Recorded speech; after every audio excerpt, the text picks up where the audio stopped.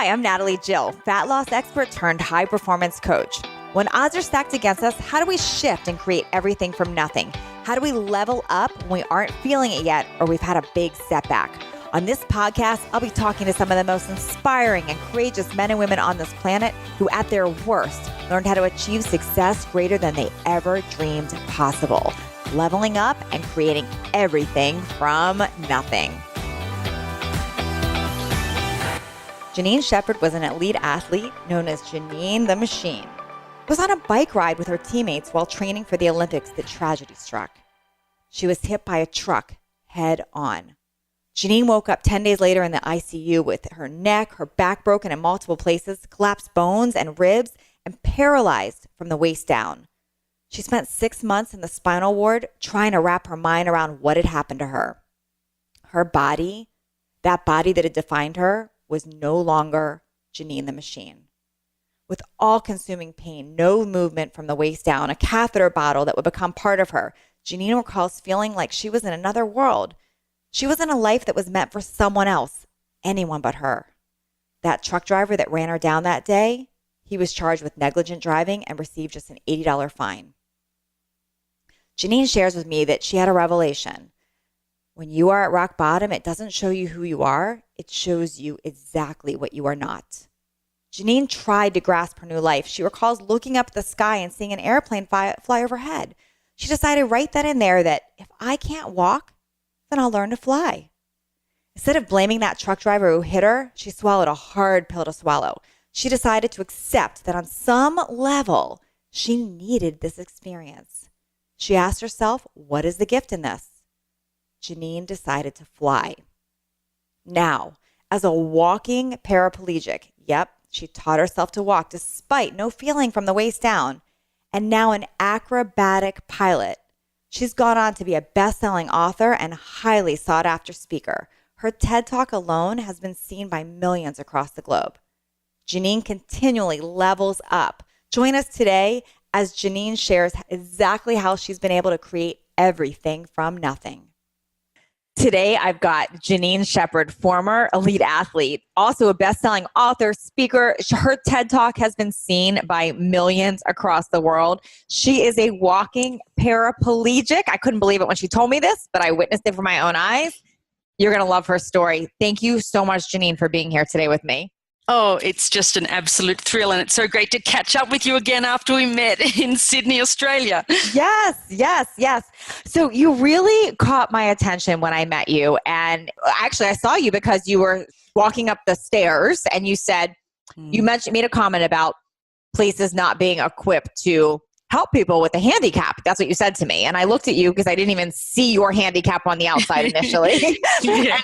So we started talking and I learned that you were a former elite athlete. In fact, you were getting ready for the Olympics years ago when you had this accident. Can you share what you told me about that accident, how that even happened? Yeah.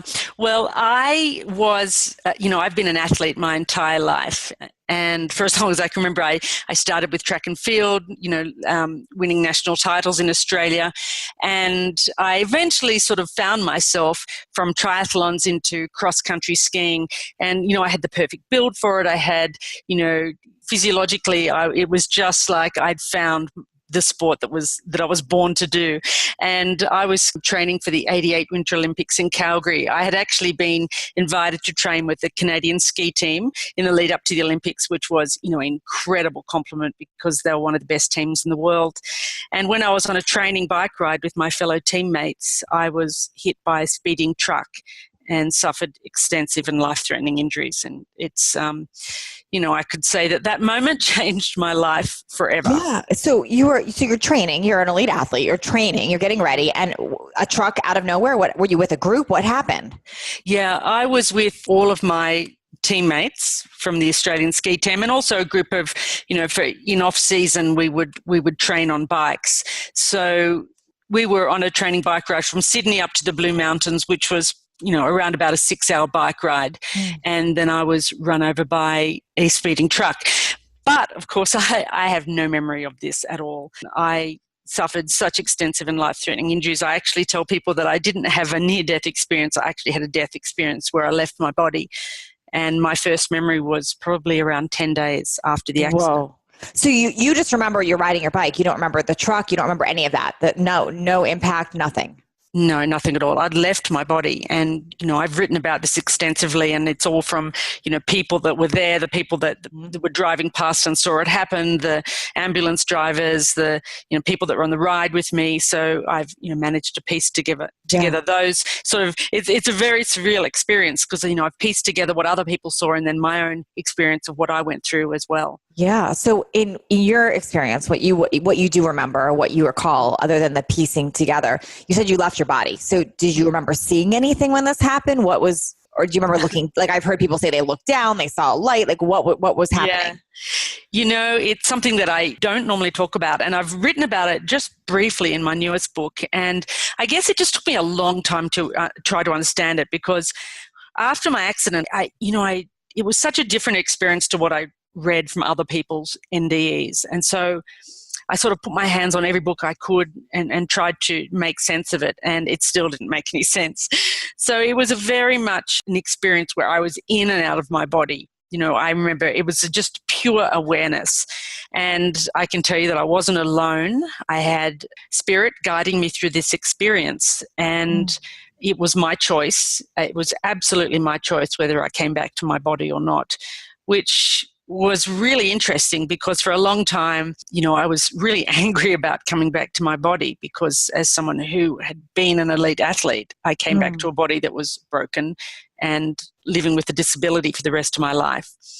But, it's taken me all this time to realize, why I did that. And that's one of the things we can talk about. But it was really, if there was one thing that was going to wake me up to my purpose in life, it was to lose the thing that I thought defined me, which was my body. Yeah, I want to talk about that because that's powerful. I mean, as an elite athlete, I would imagine that was everything. That was your success. That's what you were known for. This was your pride and joy. This was your investment. This was everything.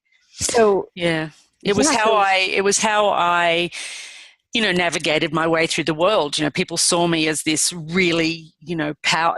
My body was my power. That's what I thought.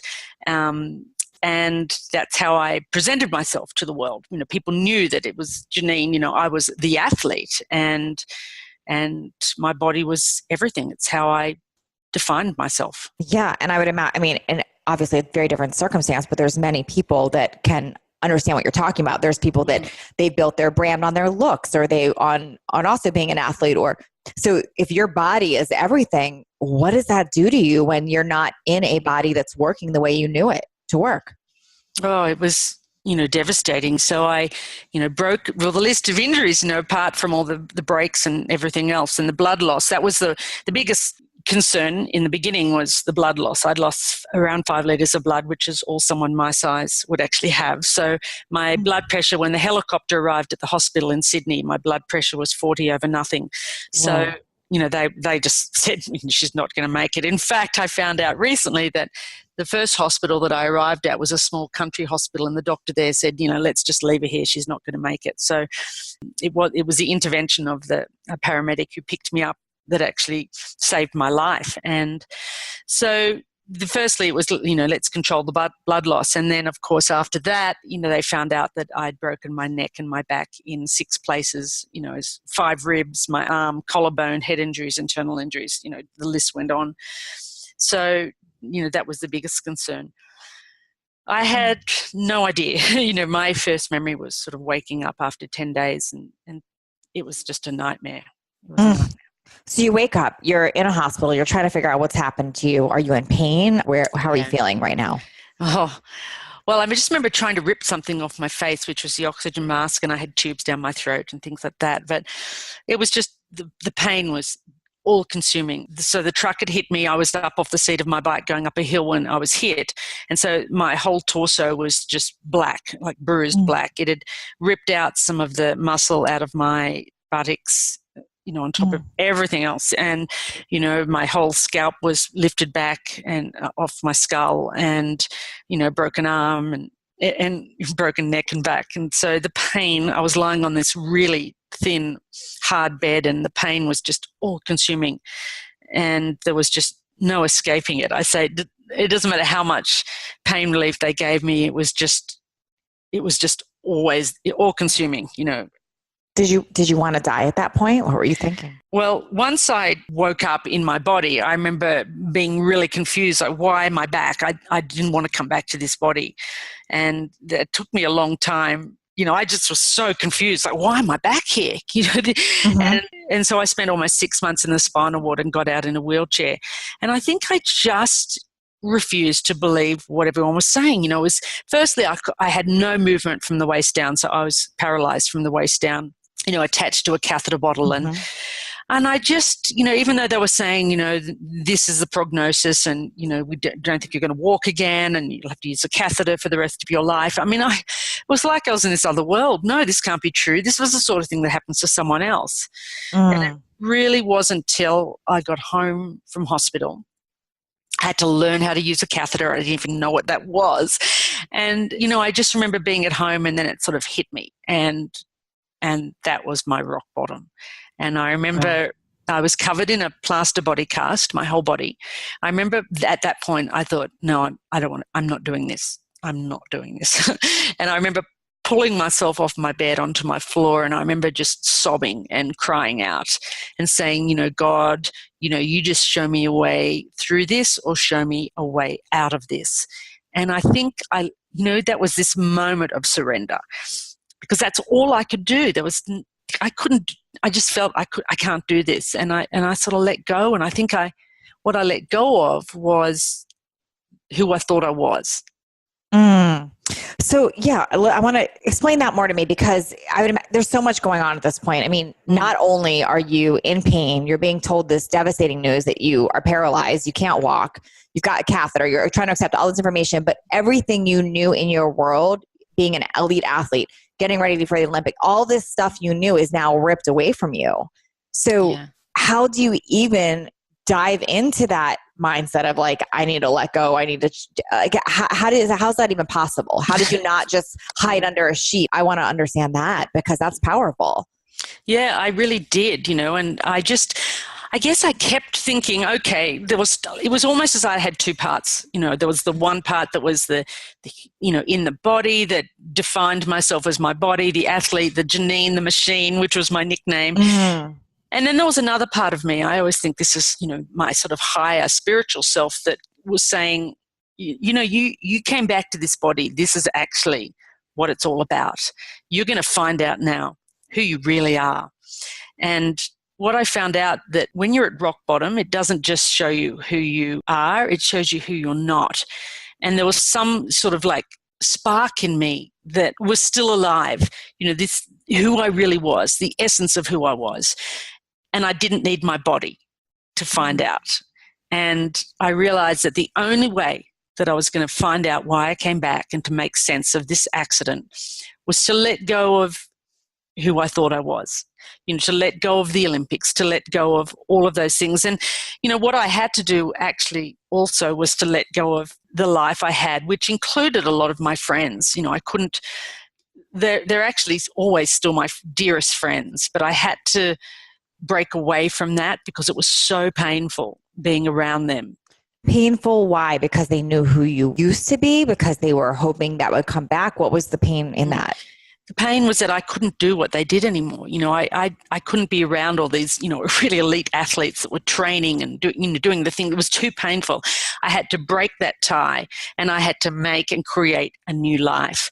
And, the magic in this was that when I let go and surrendered, it was almost like I had a clean slate. It was like, okay, I'm starting all over again. So, universe, show me, what am I going to do with my life? I was in a wheelchair, I had a plaster cast on my body, attached to a catheter bottle. I had no feeling from the waist down. When I left hospital, I'd had this little bit of movement in one of my big toes, and I got so excited. I thought, wow, great, I'm going to the Olympics. But of course, it was just so much worse than I ever could have imagined. But in the letting go, my eyes were open to these possibilities. And that's when my life changed. I was sitting outside, my plaster cast and wheelchair. And, I remember just thinking, well, what can I do with my life? And I looked up and this airplane flew over, and it was the most bizarre thing. It was the most remarkable thing. Never wanted to fly in my life. And I thought, that's it. If I can't walk, then I'm going to learn to fly. Mm. And that moment changed my life. Wow. I just got chills hearing that. That's really amazing right there. I want to back up for 1 minute because there's something you haven't mentioned through this, and I'm curious about that. You've never blamed. You never mentioned, I'm angry at the truck driver. This happened. You weren't mad at yourself for being in the spot. You're not mad at him for hitting you. Did that take work, or did you just never blame? Oh no, that took work. There was anger there. I had some great people guiding me through some exercises to get through that. Like I had a great social worker in hospital that had me. She suggested to write a letter to the man that hit me because he didn't come to see me. He didn't apologize. And I felt this incredible sense of guilt that I'm putting my family, my parents through this. So I did actually write him a letter, and I had no address. I posted it, but I did that for me. And I did let go because I realized that forgiveness was one of the great lessons of all of this, to be able to say, if I can't let go and forgive him, then I'm the one that's suffering. Does he know what he did? Oh, absolutely. Yeah. He was charged with negligent driving and he got an $80 fine. $80. Yeah. I know. People find that incredible. Wow. $80. Yeah, that's it. $80. And, I really had to let go of that. And as I said, I did it for myself. Mm-hmm. I didn't forgive for him. I did it for me because I couldn't hold on to that. And, there's a great sort of Buddhist expression that says, blaming others is like drinking poison and expecting the other person to die. Yeah. And It was exactly like that. I said, no, I want my life back. And I let go. And I've had many experiences in my life subsequently where I've had to practice forgiveness in a very profound way. Yeah. And would you say that forgiveness is truly for you, not for them? Absolutely. And now I've developed a different level of forgiveness, even deeper again, which is a radical forgiveness. And there's a man in Colorado that actually teaches it, Colin Tippett, actually. And I found this book and I read it and it really resonated with me, which is when you can get to the point where you say, at some level, this is really radical because a lot of people find that they can't get to this point. It's taken me a long time, but at some level, I needed to have this experience. That's when you get to radical forgiveness, and that's when you go, okay. And, you don't have to believe it. You just have to be willing to try it. And it really is life-changing. Janine, I think that's really fabulous because the commonality, this podcast is leveling up, creating everything from nothing. And the commonality, although I've interviewed people, whether it's creating tremendous financial success or overcoming things with their body, whatever it is, the commonality is that switch of things happening, instead of viewing things as happening to you, happening for you. And as painful and as hard as that is for people, I've noticed that theme, and you just really spoke into that when you can turn and view something as happening for you, it can shift your whole perspective and energy around it. It absolutely does because, you have to just be willing to try it. At some level say, okay, there has to be a gift in this. I always say that every experience, I always say WTGIT. What's the gift in this? And, a lot of people think of forgiveness. They sort of go, okay, I'm going to forgive that person, but they really don't. They really sort of have this, I'm at this sort of looking down at this person saying, okay, I forgive you. But radical forgiveness is seeing yourself as equals to everybody and saying at some level, at a spiritual level, we have conspired to make this event unfold for the higher good of all of us. And that's when it becomes radical. And I think it's a really powerful tool. Do you think having that experience where you left your body and you had the guides helped you feel connected to the greater? Oh, absolutely. I mean, those beings that were with me then are still with me through all of the experiences. I mean, I've had, that's what my latest book, Defiant, is about, not just the accident, but subsequent experiences I've had in my life that, have also been really seminal moments of change and moving on and learning and growing. And, those guides were with me then and they're with me now and they're with all of us.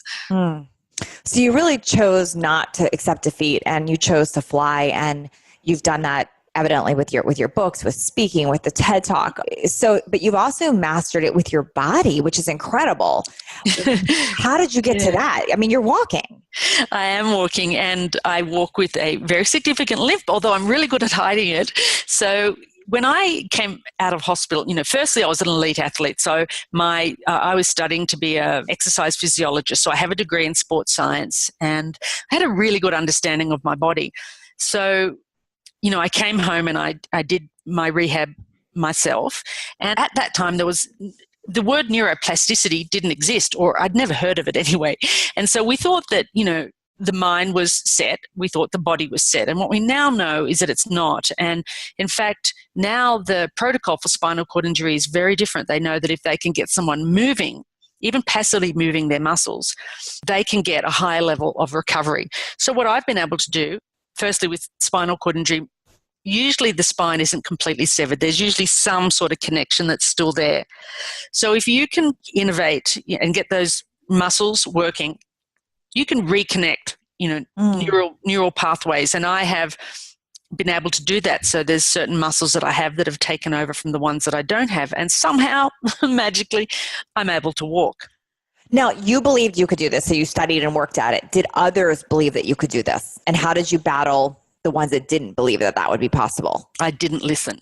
I'm very stubborn, always have been, but I really blocked that out because I just, I took it on my own. I was in that really in-between world. There just wasn't the support that they have now. There's a lot of great programs for spinal cord injury that really get people up and walking, or up and moving, even passively getting them up with, ropes and all sorts of contraptions and getting their body moving. And people are getting much more return of function than anybody ever thought. And, I always say that spinal cord injury, I'm an ambassador for Spinal Cure Australia and an ambassador for Red Bull Wings for Life. And, everyone's working really hard around the world to find a cure for this. And it's not a matter of if, it's a matter of when. I mean, there's great progress in spinal cord injury right now around the world. So when somebody would say to you, it's not going to happen, and you chose not to listen, what happens now? You probably have the opposite. You probably have people looking at you saying, well, it must not have been that bad. Or you maybe get the opposite now because they can't believe that you're walking and you're doing this. Does that come up? And what do you say to that? Well, as I said, I don't listen to people. So I have all the injuries that, technically I'm a paraplegic. So I have no feeling in my body from the waist down. I still have to use a catheter. I have bladder and bowel dysfunction.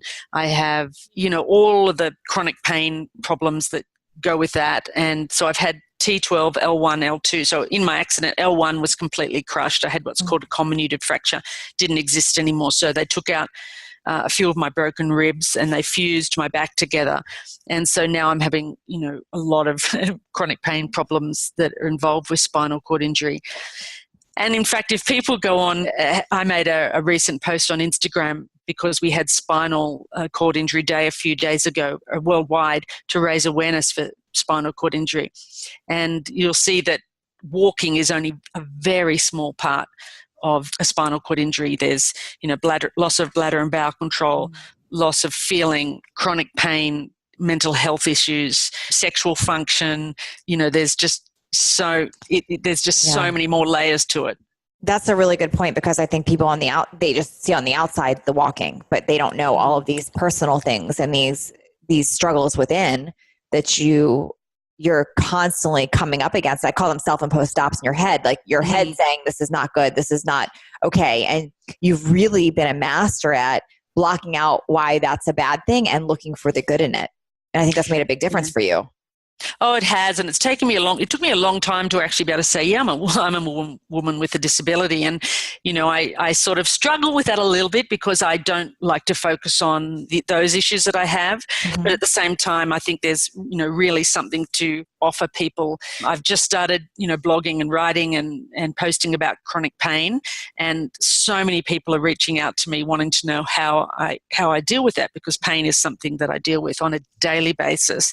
And I think, there's value in being able to help others who are going through similar situations. Yeah. How do you deal with chronic pain? Well, it's a multidisciplinary approach, and, as well as, trying to be active, and I can't, I have no calf muscles anymore. So, and my feet are really wasted, so I can't physically run at all, and walking is very difficult, and I've had to start using a walking stick at times, but I try to move and stretch. That's really important as much as I can. I meditate. I do body scan meditations, which are really specifically designed for pain. Mm-hmm. I swim, which is something that's a really great exercise.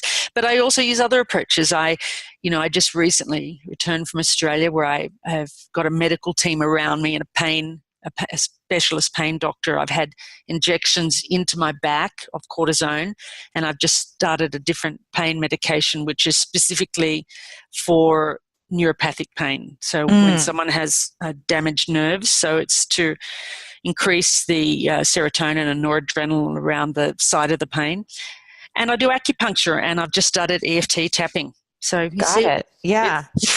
Yeah. What I hear from you too is you really are an athlete, because you've got that true athlete mentality. Like, you're treating what happened to you or what happened for you like an Olympic sport. I mean, you really are. Because if you think at how an Olympic athlete trains, all the things that they put into that, you've really just redirected that into your body, into healing, into forgiveness, into creating amazing things, and into, as you said, flying. I mean, you've just taken on that athlete mentality. You still are that athlete. Yeah, I'm still Janine the Machine, which to me shows that, I was never my body. We have this spark in us. And I always say to people, what I have done, everybody can do. We all have that in us. If you find the passion, and if you can connect to what you really love in life, then you'll find that drive. You'll find that defiant human spirit, which is, why I named my book Defiant. It's something, I'm a great fan of the work of Viktor Frankl, and he talks about the defiant human spirit as being that spiritual quality that we have that allows us to overcome suffering. How do you have days that you have self-doubt and feel down now? Yes. There are days when I suffer, chronic pain, and even during those days, I always say, sometimes I'll let myself have one of those days when I go, you know what, I'm just going to just take a day off. I'm going to have a day where I just have a bubble bath, or I meditate, and I don't really do much in particular. And we really need that. The days of self-compassion. Self-compassion is so incredibly important. So you let yourself feel it. So you're not always happy and bubbly and I forgive and this is amazing. When you have those days, you let yourself feel it.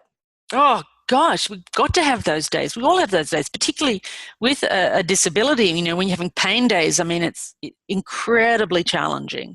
Mm-hmm. Days when you just feel like you want to give up. And I think I always look back, I use modeling. I know that I've been there before, and I always remind myself I've been there before. And so I'm so familiar with feeling like that I know that, I have sort of rituals that I do when I do have those days. I call them the pity party days, when you allow yourself to do that. And so I know there are things that I love doing.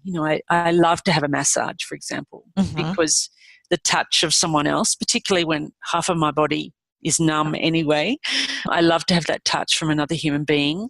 I love to have a bubble bath. I love to read. I love to be in nature. So I say that's my day. I'm having that self-compassion day. And for anyone listening, a simple thing you can do when you're having a moment of, this is too much, overwhelming, is to put your hand on your heart, and it releases oxytocin. It's actually crazy. It works, right? Or just hug yourself. If you're not in public and you can do it, you're not worried. Or in person and in public if you don't care.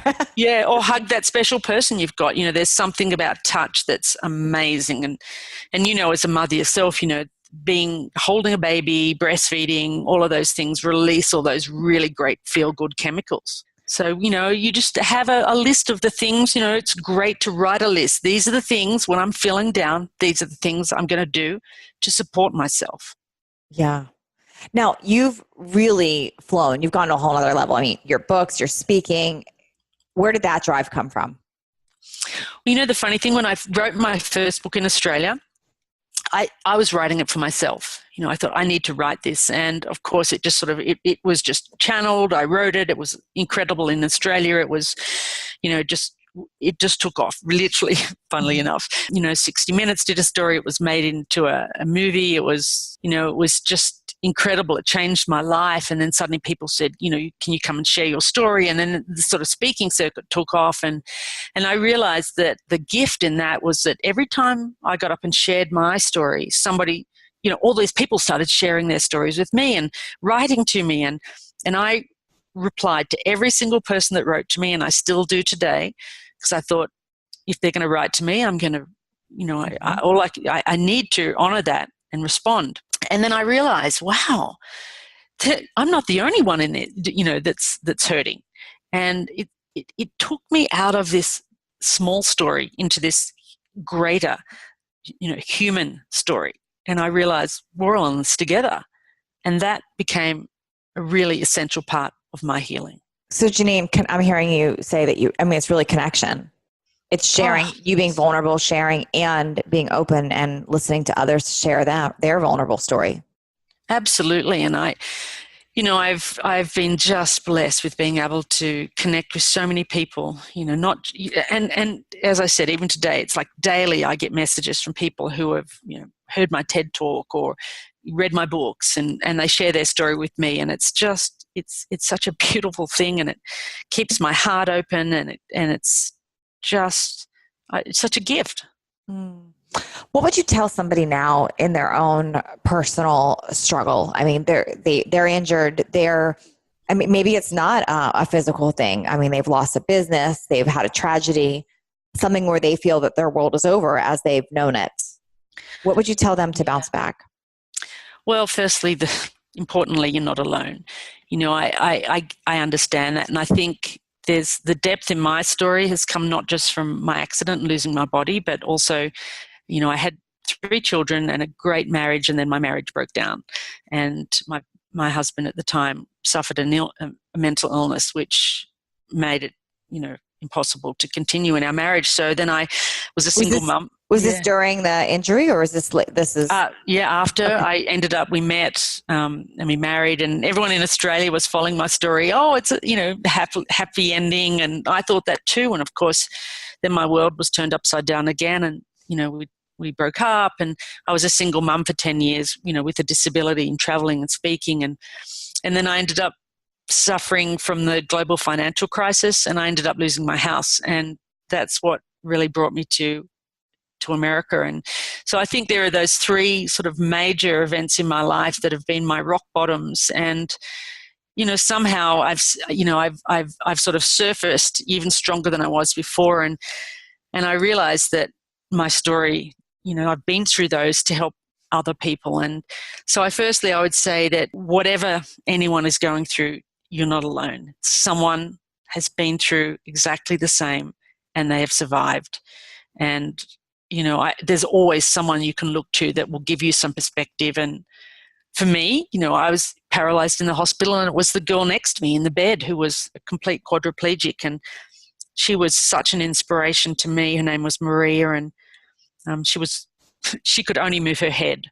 Yet she always smiled. She always wanted to know about me. And I thought, wow, what a gift. So, there's always someone that's worse off. There's always someone that's been through it, and there's always help there. And I think that's important. And secondly, I would say that, if you can look at every challenge as being there for you, what's the gift in this? And if you search, you'll find it. You will find it. And I would always say, lastly too, that, it's all, in the end, it's all a story. So if it's a story, why not create one that's going to uplift and inspire you? What do you mean in the end, it's always a story? Everything we're doing, it's just part of a story. I think that at the end of our lives, we're going to look back at all of the people, even the ones that we feel have wronged us, and we're going to be able to say, thank you for playing that part in this great play. You did a really good job because you taught me how to forgive. We're all just players in our life story. It's such a short time we're here. Savor everything, learn from everything. It's all here for us. And so make it a story that's going to uplift and inspire. Wow. And you've really, really done that. I do have another question for you because I'm curious about this. How do you feel about support groups and with the way you're talking, it sounds to me like you truly up level and look to level up. It sounds like you don't want people in your realm that's going to stop you or tell you woe is me or this stinks. It looks like am I right about that you constantly look for either people in a similar situation that got out of it or improved, but you still have that athlete mentality of I want to up level and keep going? Yeah, absolutely. I'm still driven. I think the difference is, I was talking to someone about this the other day, actually thinking about that. I'm really driven, but less attached. So, I know things don't always work out the way you want them to.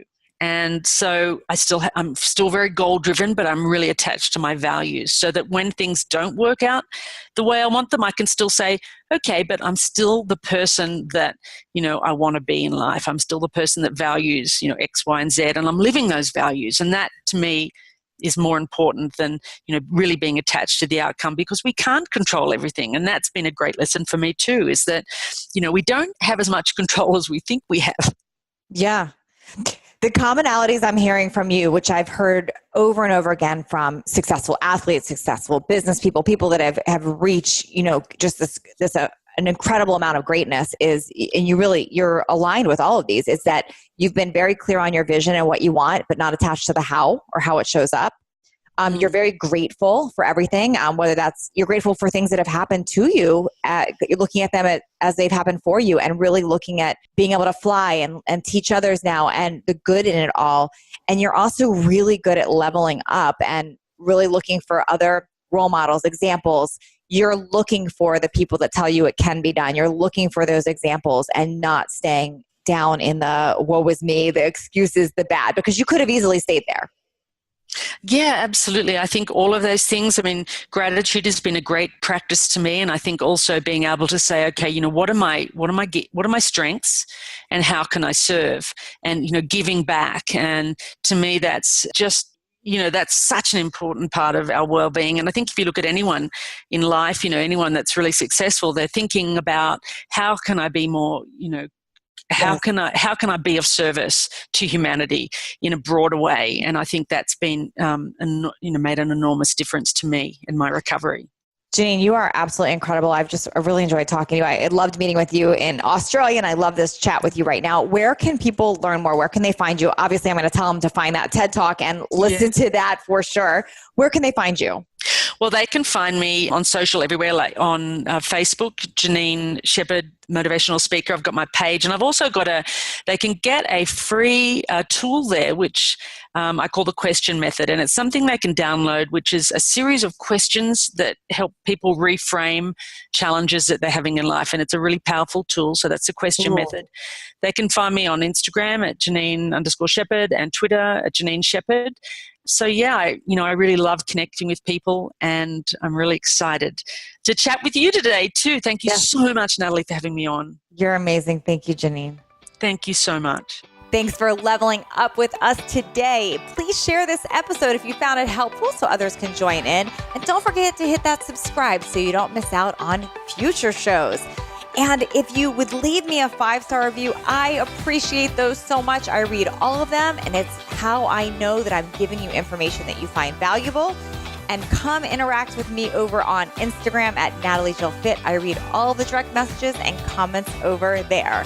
Make it a great day, creating everything from nothing.